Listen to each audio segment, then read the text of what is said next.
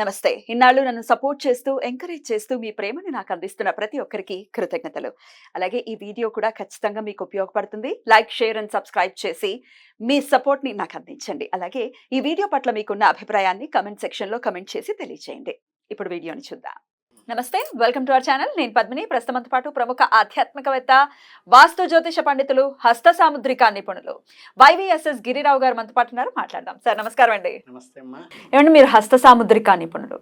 అయితే ఈ హస్త సాముద్రికంలో కనుక చూసుకుంటే వింటూ ఉంటాం, ఏమంటే మీ చేతిలో కనుక పి అనే అక్షరం ఉందా, ఎక్స్ అనే అక్షరం ఉందా, ఏ అనే అక్షరం ఉందా, డెఫినెట్గా మీకు ఇది మీకు అది అని అంటారు. ఇట్లా అక్షరాలు ఉంటాయండి చేతుల్లో? అక్షరాలు ఉండవమ్మా.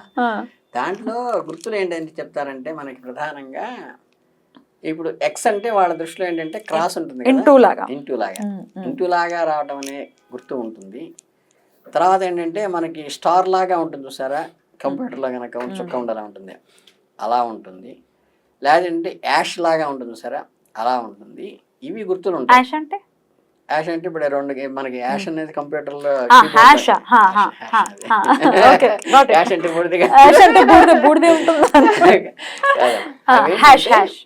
మనకి అససాముద్రికంలో ఉండేటువంటి ఏ రేఖలో అయినా సరే ఇంటూ మార్క్ అనేది నెగిటివ్ సెన్స్ గా తెలియజేస్తుంది.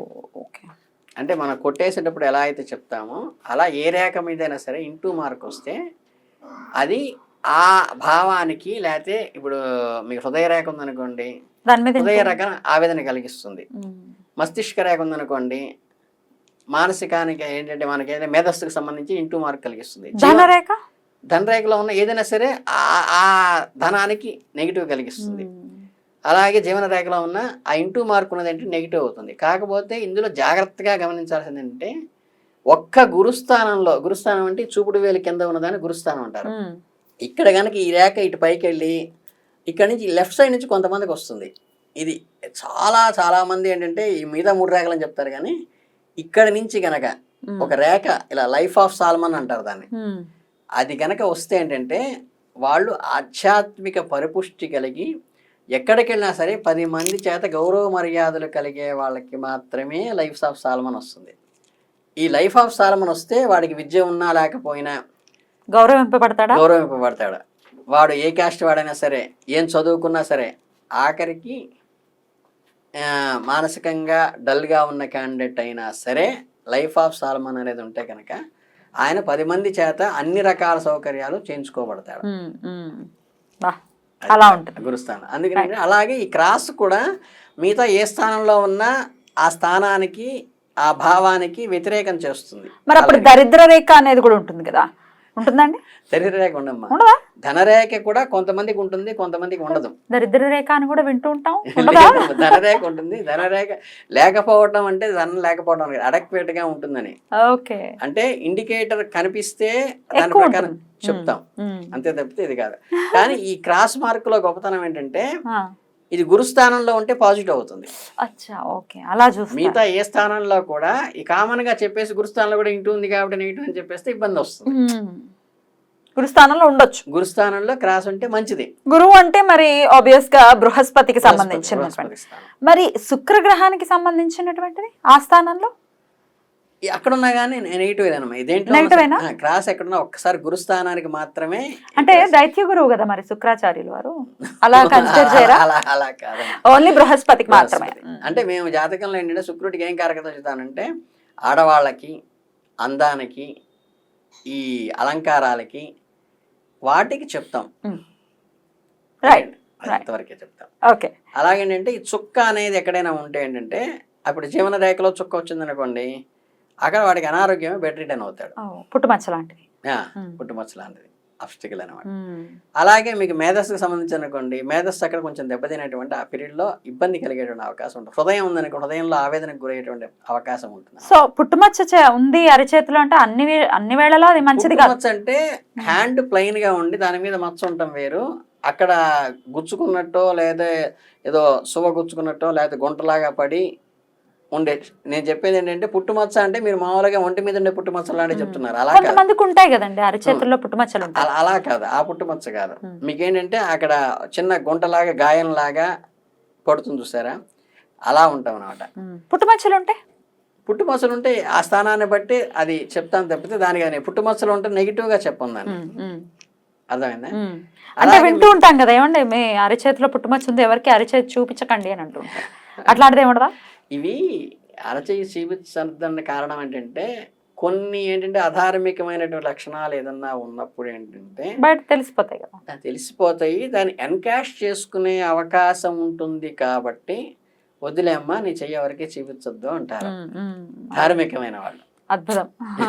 అది దాని వెనకాల దాని వెనకాల ఉన్న రహస్యం అంతే తప్పితే వేరే ఏం కదా. రెండోది ఏంటంటే జనరల్ గా ఈ చేసేవాళ్ళు చెప్పేవాళ్ళందరికీ ఏంటంటే కొంత ఉపాసనా శక్తి జపధ్యానాలు ఉంటాయి కాబట్టి వీళ్ళ వాక్శుద్ధి కూడా కొంత పనిచేస్తుంది అనేది. కొంతమంది ఏంటంటే నేను చెప్పింది కావాలని కూడా ఆ పవర్ని అలా ఉపయోగిస్తారు, అది తప్పు.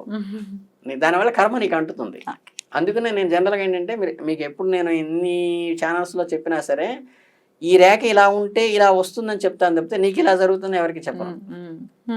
ఎవరికైనా పర్సనల్గా అడిగినప్పుడు కూడా శాస్త్రంలో ఈ రేఖ ఇలా ఉంటే ఇలా అవుతుందండి అంట, దాన్ని బట్టి ఆయన ప్రిడిక్షన్ ఆయన అర్థం చేసుకోవాలి. మనం ఎదుటివాడికి కనుక ఇది మంచి జరుగుతుంది అని చెప్తే పర్లేదు, కానీ చెడు జరుగుతుందని మనం చెప్పినప్పుడు ఏంటంటే ఆ కర్మ ఫలితాన్ని కొంత మనం అనుభవించవలసి ఉంటుంది.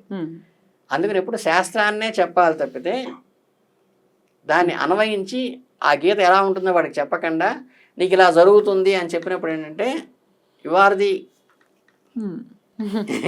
కల్పరేట్ అవుతావు.